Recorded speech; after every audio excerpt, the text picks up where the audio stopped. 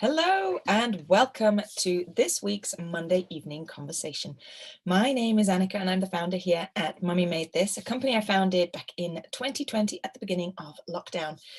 For those that are new to our site, every Monday evening we do a quick 15-minute video conversation, parenting chat, as it were, to talk about all things family. And our mission is to help make parents' lives that little bit easier and share with you the things that I've been up to in our family, and in particular things that do and don't work.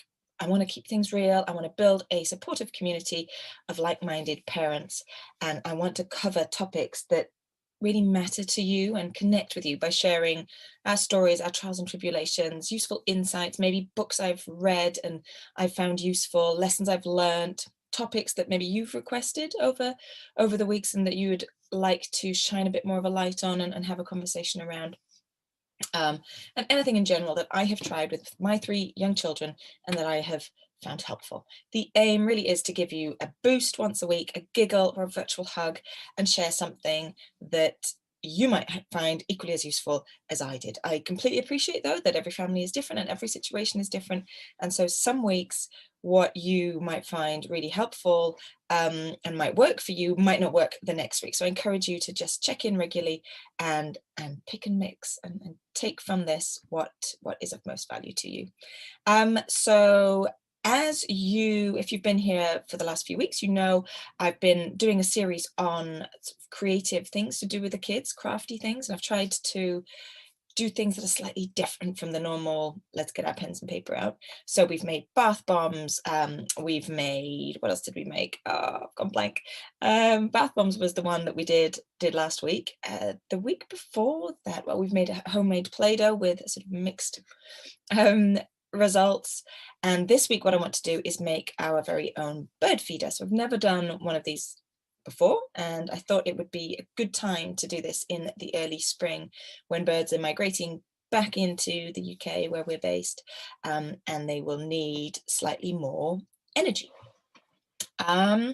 So let's see, I had a quick look, and the recipe that I found that I have ended up doing is you basically just need a toilet roll, an old toilet roll, and you cover it in nut butter. So I covered it in cashew butter, but you could do peanut butter as well. Any nut butter really works. And then you choose the seeds that you have, or you can go to a store and buy a whole bag full of pre-mixed seeds. I just used the seeds that I had in the cupboard that actually needed eating. So I've got here sesame seeds, pumpkin seeds, and sunflower seeds. And as you can see here, you sort of cover the toilet roll with the nut butter. That's your glue, if you like. And then you roll it in a tray of seeds. I've got to do a bit better job than what I've done so far, but I will do that in a minute. And when it's all nicely covered in a thick layer, you then literally use some string, thread it through, and hang the bird feeder out in the garden. And I guess there, choose a spot where the kids can see the bird feeder from your kitchen window or from their bedroom window maybe, and choose a spot where cats from, either if you have your own cats or cats from neighbors, can't pounce on the birds while they're feeding, because that would be a shame. Yeah, so pick a good spot for your bird feeder.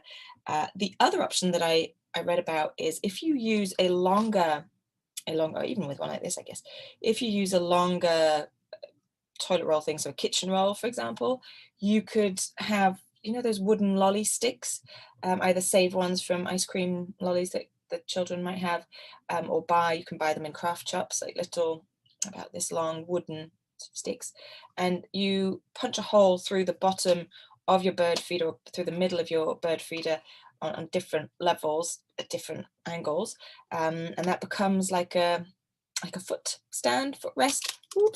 for the birds to land on and perch on, and come and eat your seeds. So that's another option. And then a completely, slightly different, I guess, completely different version of a bird feeder that I saw was one where they don't use a toilet roll as a mechanism to stick the seeds, but instead you take a bowl of boiling water, like I think they said a quarter of a cup, was it, of boiling water, and mix it with a sachet of gelatin. And then you put in a 3/4 cup of a mix of birdseed, and you press it into Christmas or I don't know, any biscuit cutters, and you then put it on a tray, put it in the fridge so the gelatin sets, and when it's all set, you gently ease the mixture, the birdseed mixture, out of your cutters, thread some string through with a needle through the actual bird feeder that you've then created, and then hang that up in the garden as well. So different options for you to try. You'll find all of this in my blog that I will publish on Wednesday evening as well.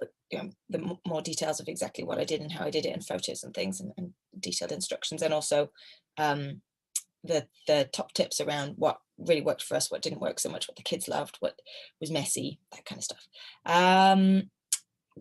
I would love your comments as we go, and if you have any topic suggestions that you might want to talk about, please email me at annika@mummymadethis.co.uk, or respond to me on Instagram or Facebook, also my at Mummy Made This.